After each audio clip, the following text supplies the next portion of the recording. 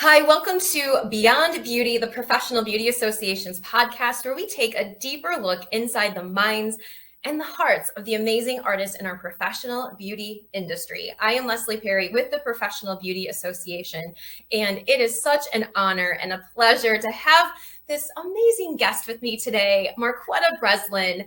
Thank you so much for being here. I don't even know how to introduce you that does it justice, because you are a licensed professional. You have created your own method and teaching for creating amazing wigs and helping individuals going through hair loss and feel so much better about themselves, and then helping other professionals help those clients. You're an amazing marketing mind, a social media guru, a mom, a wife, all the things. So I'm just so excited that you have some time to be with us today. Oh man, thank you so much for having me. I am so honored to be here as a guest on this podcast. I really love what you guys do in the Professional Beauty Association. So thank you. Of course, I had to carve out time to be here. Well, first, if people don't know that much about you, why beauty? How did that all happen? Because I know you have a unique story and a background in getting into it that combines some things that maybe didn't seem like beauty. So actually, it started with my Cabbage Patch doll when I was 6 years old. So I don't know if you remember this, Leslie, I'm telling my age, but the Cabbage Patch dolls had hair made of yarn. Yes, I had them. I was of age when my mom had to wait in line and box people out at Toys R Us to get the Cabbage Patch doll for Christmas. Yes. We're similar ages, so yes, I do. Okay, yes. So that's where I think that's where my love for beauty started, because I really wanted to do something with my baby doll's hair, but I didn't know how to braid and I barely knew how to twist. And my mom could braid because she used to do my hair. And I asked her to teach me, and she says, no, because if I teach you, you won't figure it out on your own. Oh, wow. And I thought, oh, that's so mean. But I remember, I don't have very many memories of being young, but I remember sitting on the couch for hours trying to figure out how to get the 3 strands to work and intertwine to create a plait. And I did it. And I was hooked ever since then. Then I started collecting Barbie dolls, and then I started to do their hair. And then I learned how to do cornrows, and everything kind of excelled from there. And when I was in high school, I had the opportunity to go to cosmetology school in high school, but I didn't do it. Sometimes I regret that decision, but I didn't do it because I did not know of any stylist at that time that didn't have to work a second job to make ends meet. So I said, I don't want to have to do that, so I'm just not going to do hair. So I ended up going to the United States Air Force. And while I was living in New Jersey, so I moved to New Jersey for a very short period of time, for about a year. And I ended up going into the military. But while I was living in New Jersey, my cousin had this long hair, and he would ask me to braid, and I would tell him, I don't really know how to braid that good. I don't think you want me braiding your hair. And he didn't give up on me. He sat there, and no matter what it looked like, he just wore it. And then over time, I said, okay, if he's gonna wear it, I gotta really put my all into this. And so I got better. And then his friends started coming to me to braid. And then I started getting paid for it. And then I'll never forget this. I rarely share this part of my story, but I will never forget. One of my cousin's friends was at a store, or maybe he was on a local cruise in New York or something like that. And this lady came up to him and she said, the quality of your braids is phenomenal. It's so neat. Who braided your hair? And he gave her my information. And she came to me, she gave me a call, and she came to me and she said, I just need you to braid my hair down for a wig that I'm wearing. And she paid me $75, it was either $75 or $100 just to do something that took me 30 minutes. And in that right there, I said, okay, this is, maybe I should have gone in to do hair, but I still ended up going into the military. And then while I was in basic training, I had a full-blown clientele. I was doing hair and trading hair braiding for the chores that I had to do. So if I had to clean the bathrooms that day and somebody needed their hair braided, I would just say, you clean the bathrooms and I'll just braid your hair. And so some of those ladies came with me to my first duty station, which was Langley Air Force Base. They became clients. I became a licensed braider at Langley, and everything kind of just took off from there. So it's so amazing, the little things and the little nudges that we never, when you look back with hindsight, it makes sense. But in the time, it's like, my cousin wants me to braid his hair, but I'm not even like, why am I going to do this? Yes. But had you not taken the nudge, right? It's crazy. It's crazy. And even in being in the military, I still didn't want to do hair full time because that idea sat with me that, wait a minute, this is not something that I've seen people do full time. I just wasn't around successful stylists. Even though I come from generations of hairstylists. My aunt was a hairstylist. My great aunt was a hairstylist, and on both sides. So I came from that, but they didn't do it full time. So I didn't think that it was anything that I could do full time because I just didn't know. It was lack of understanding. And then even when I got into the military and met my husband, and he said, you should teach people how to do this, my mindset was still, no, I'm going to retire from the Air Force. This is not something that I want to do full time. And I did it anyway, and here we are. So what was the shift that made you really believe, oh, I could do it? The shift happened actually when I was on active duty in the Air Force. And so it was a little bit different for me. So instead of going into the salon first and then coming out and teaching, it was a little bit different. So I was not in the salon full time until I opened my salon after I got out of the military, because for obvious reasons, I was in the military and that was my full-time job. So I couldn't do it. But the shift happened while I was on active duty after I met my husband. And I said, wait a minute, like it was like a part-time job, full-blown, full clientele. I had a sign on the back of my car. They would come. Since I was licensed, I was able to travel. So I would travel to them or they would come to me. And it was a real thing. I was making great money, even doing this part-time. And I said, okay, this is definitely something that I may consider. I might want to consider doing full-time when I get out of the military. And then in the process of everything, by that time, I had been braiding hair for probably like 15 years because I started so young.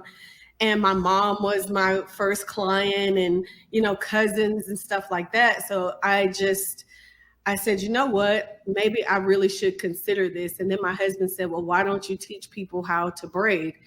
And my first inclination was, who would want to learn from me? And I feel like that's what so many people think, or so many people say when they're really good at something, or they say, well, there's so many other people doing it, so why would I do it? But I always say, but they're not you. You have the ability to connect with people that other people won't be able to connect with, and they'll be able to learn from you.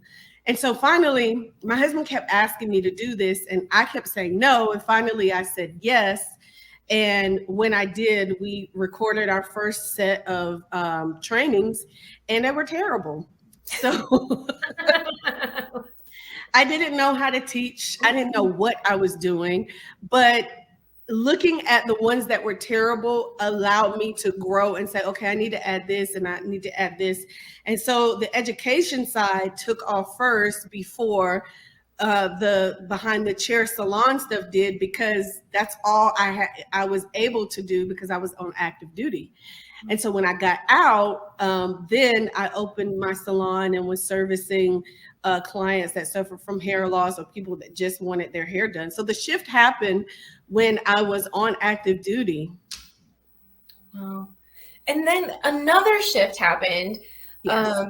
And this is where for us, like with the Beyond Beauty, we talk about that, yes, we're all in the beauty industry, but there's so much more to what we do than making people look really amazing on the outside. And for you, it was so personal, and the way you got into what you're doing now with the creation of your wigs and teaching of that. And if you could share how that kind of transpired. And once again, it almost seems like, I don't want to steal the thunder. So I'll be quiet. Okay. So in the middle of everything. So at this point, my husband and I, we got married after dating for only 8 months. Next month, we'll be married for 19 years. That's amazing. Congratulations. It's so crazy. Everybody thought I was crazy. They were like, this is quick. No, when you know, you know. When you know, you know. Yes. So in the middle of us building, so we're 3 years into building our business, and it's going, we don't know what we're doing. There was no YouTube or anything like that back then. So we were kind of trying to figure things out online. And in the middle of us building our business, I had a phone call from my mom, and we found out that she was diagnosed with stage 2 breast cancer. It was completely devastating. My mom was one of my best friends. She's been through a lot. She was an addict. Both of my parents were addicts. So they went through a lot of trauma in life. So to me, to hear that was just an added thing. Like, man, this is terrible. So in the middle of that, obviously one of her first questions, I went with her to her first oncology appointment. I am the oldest of 3. I have 2 younger brothers. I'm 8 years older than the oldest little brother. So there's a gap there. And at the time she was diagnosed, they were still in high school, or maybe it was middle school going into high school. So I went with her to her first oncology appointment. And one of her first questions was, am I going to lose my hair?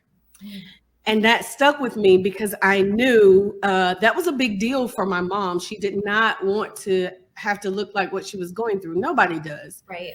So the doctor said, he told her, yes, this is the type of chemo that will probably take every bit of your hair out, lashes and everything. And I saw the options that my mom had before her, and she was wearing some of the most unflattering wigs. And I just looked at my husband one day and I said, she shouldn't have to look like what she's going through. I am tired of seeing her wear these wigs. So if they have all these amazing wigs in television and film, why can't my mom, or why can't cancer patients or people who suffer from hair loss have these wigs too? So I set out on a mission to figure out how to make I didn't even know what they were called.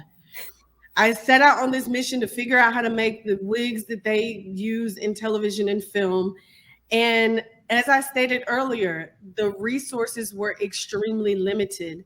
This was before YouTube. This was before a lot of the resources that we have now. There was no online training. There was none of that. All I had were old books that referenced things that they used in the 1800s. There was really nowhere to buy. Like I didn't know anything.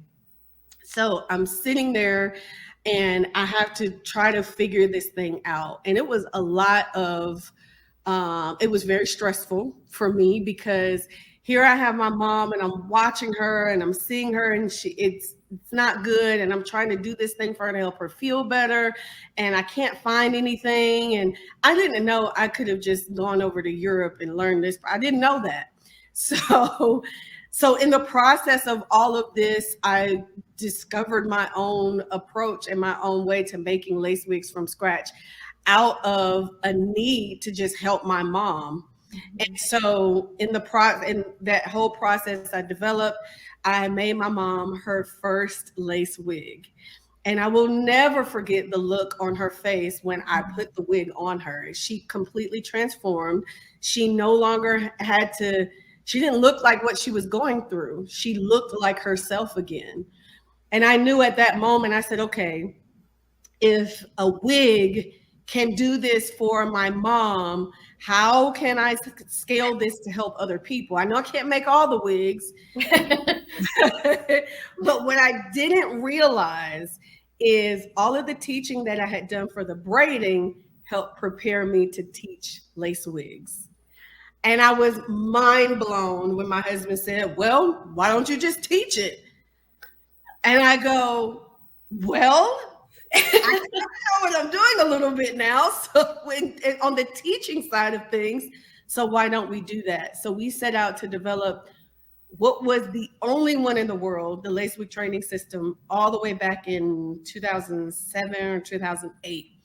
And it was 6 DVDs, 2 workbooks, a glossary, and 4 handouts that took you step by step from making a wig from scratch, a closure from scratch, a mustache. And I went through attachment methods and all kinds of things. And it was the only one in the world. Then I started having hands-on events to teach people the skill where my mom was assisting me until she couldn't assist me anymore because, you know, her cancer ended up coming back at stage 4 and she passed away the day after Mother's Day in 2016.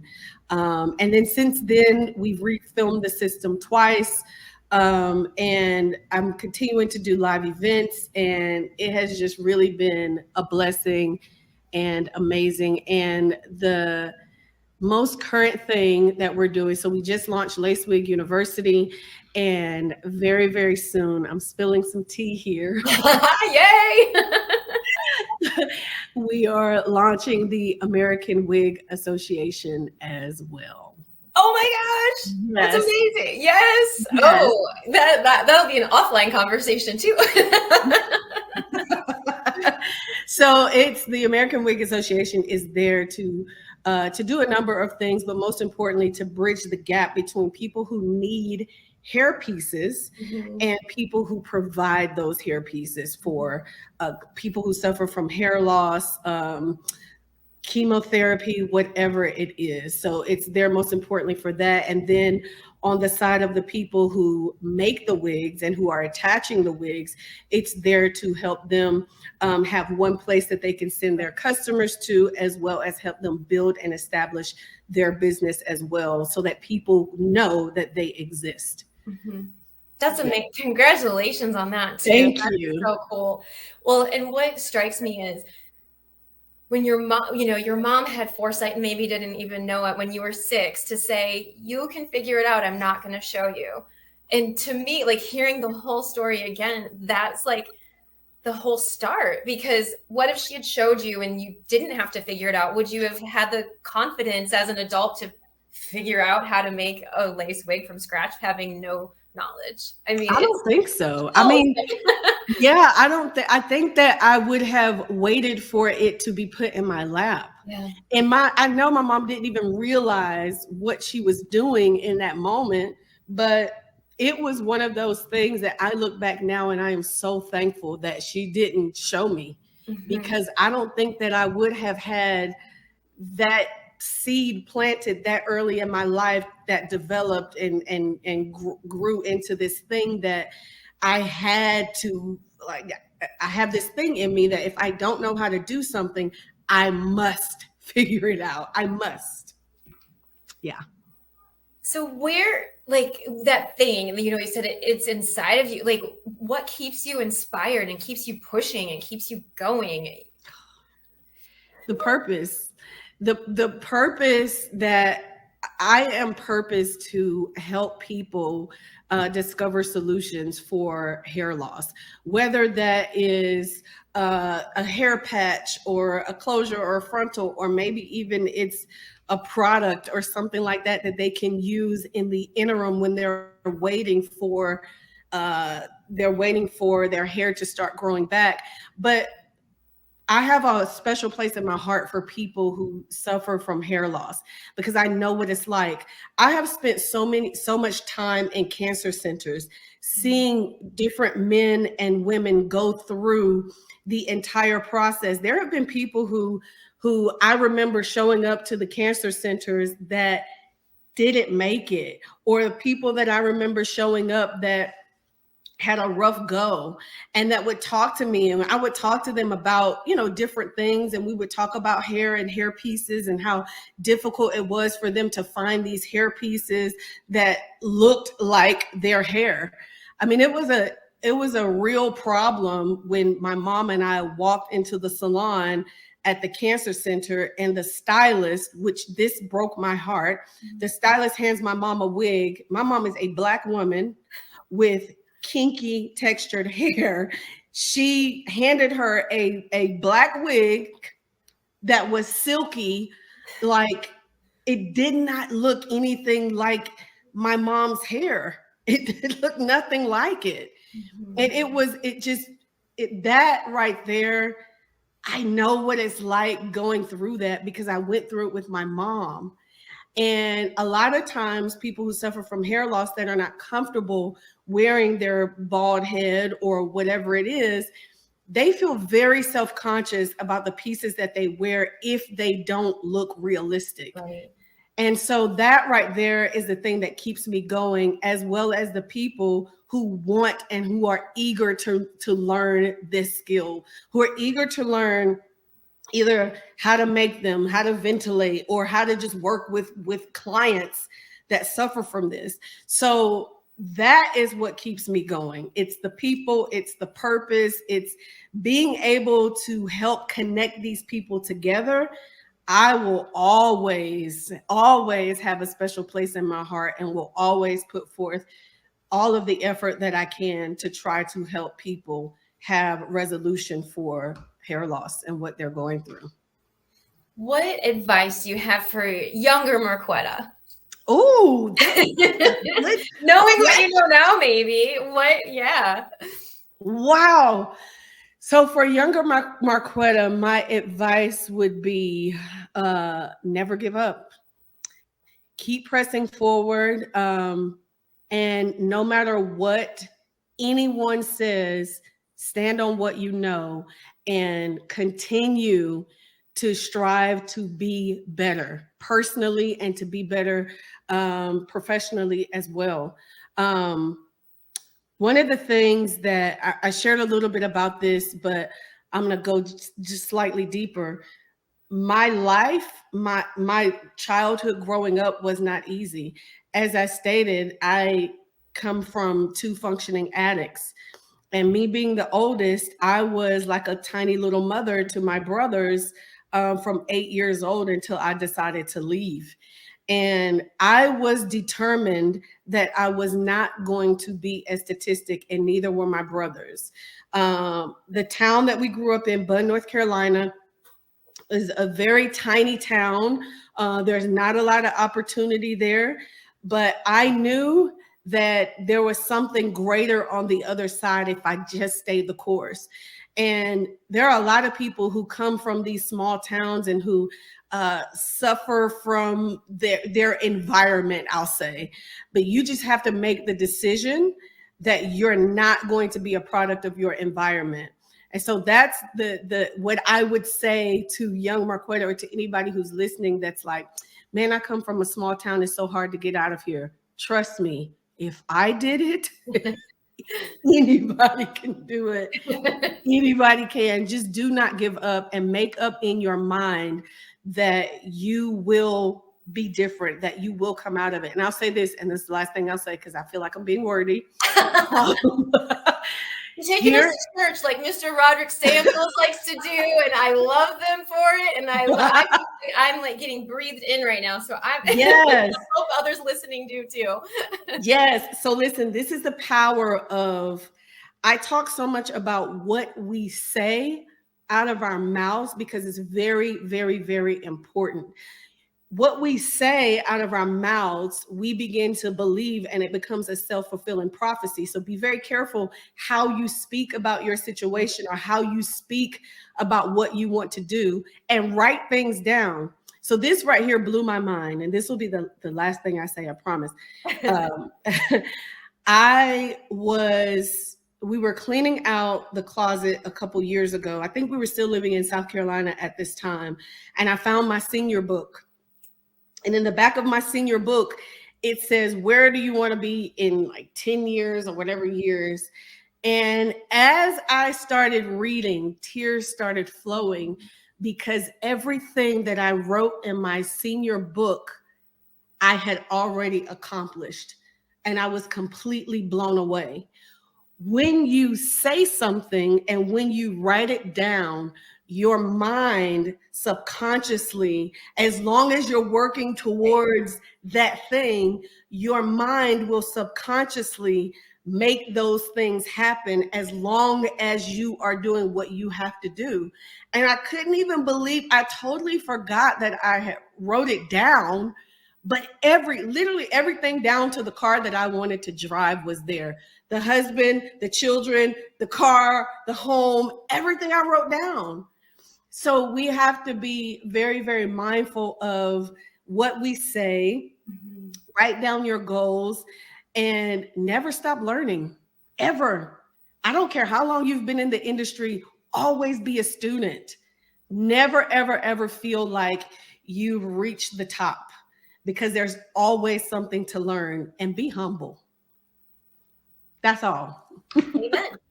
That's it. Yes. I do want to ask one fun question. Yes. I like to ask, what do you have a favorite decade for style, beauty, Yes. the look? The 90s.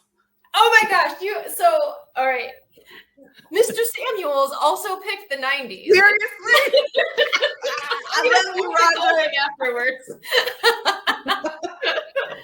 Yes, the 90s. Maybe it's because I grew up in the 90s, but I mean, the 90s. I love the 90s. Oh my gosh.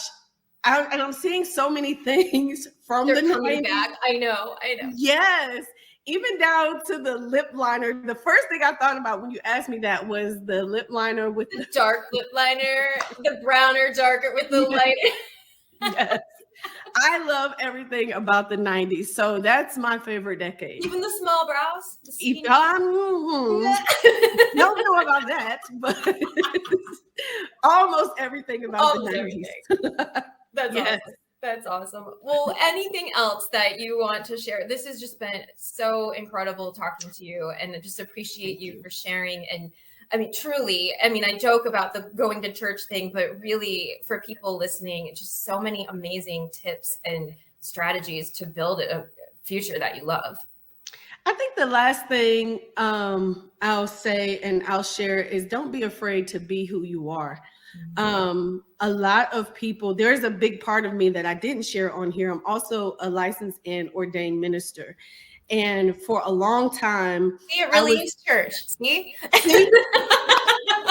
For a long time, I was apprehensive about sharing that side of me, because out of fear, it was fear of what everybody else would think. But I had to let go of that and stand on what I believe. And regardless of how I feel, obviously not passing judgment on anyone for anything that they do, but never be afraid to be who you are. That is being your true, authentic self. And people who love who you are as a person will connect with you no matter what. But do not dim your light for anybody and for any reason. I feel very strong about saying that. Never dim your light for anybody. Be who God created you to be. That's it. I love it. Yes. Thank you. Thank you so much for having me. Oh my gosh. This was so much fun. I could keep talking for hours, I'm sure, and monopolize your whole day today. But thank you. We will see you in person soon, I hope. And I cannot wait to hear more about the American Wig Association. So more to come on that. And as we get more information, of course, through PBA, we will share that with you all too. So thank you again, Marquetta. And we'll also include how to get a hold of you, your website, and all of that too in the chat. So thank you so much. Thank you for having me. Bye.